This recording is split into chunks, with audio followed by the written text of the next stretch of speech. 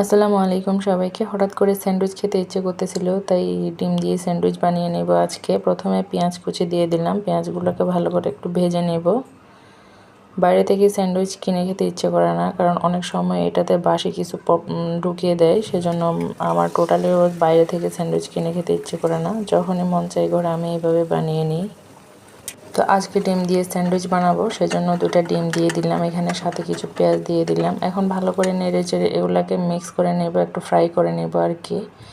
এখন একটু tomato sauce দিয়ে দিলাম, যাতে ফ্লেভারটা একটু ভালো আসে। ভালো করে নেড়ে চেড়ে এগুলো কিছুক্ষণ কুক করে নেব। এই তো এখানে পাউরুটিগুলো একটু ভেজে নেব, যাতে একটু মচমচা হয়, টোস্ট আকারে হয়। সবগুলা পাউরুটি আমার ভাজা শেষ। এখন এখানে একটু কিছু মেয়োনিজ দিয়ে দিব।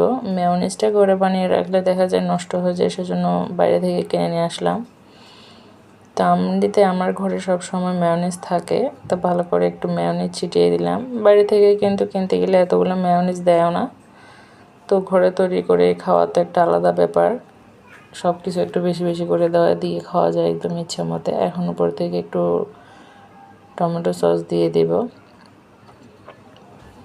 আর একটা ব্রেডে একটু মেয়োনিজ লাগিয়ে নেব।